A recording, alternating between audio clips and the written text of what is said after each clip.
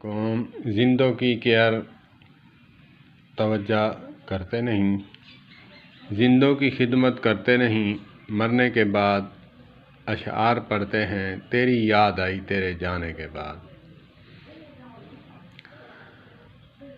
ہمیں زندہ بیمار ہے، بھائی بیمار ہے اس کی کیئر نہیں، پڑوسی بیمار ہے اس کی کیئر نہیں، داماد بیمار ہے اس کی کیئر نہیں، سسر بیمار ہے اس کی توجہ نہیں، اپنی دنیا میں مگن ہے۔ لیکن جب فوت ہو جاتا ہے تو پھر آنکھیں بھی برستی ہیں، پھر اشعار بھی بولتے ہیں۔ بھائی اس کی آنکھ ٹھنڈی کرتا، اس کو عیادت کرتا، اس کی خدمت کرتا، اس کی حوصلہ افزائی کرتا، محبت دیتا۔ ہم قبر پر 3 بک یا چلو مٹی کے بھر کر ڈالنا تو سنت سمجھتے ہیں۔ ہم یہ سنت کیوں بھول جاتے ہیں کہ جب بیمار ہو اس کی عیادت کے لیے جاؤ۔ مسلمان پر مسلمان کے حقوق ہیں، جنازے والے حقوق تو یاد ہیں، لیکن جو زندگی میں کیئر کرنے والے ہیں کہ اس کی عیادت کرو۔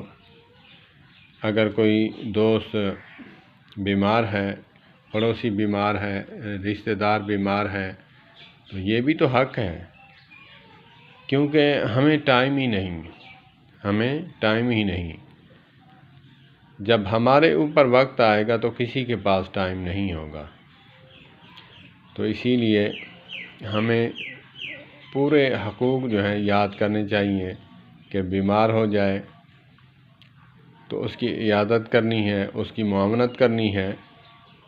تو ہمیں قبر پر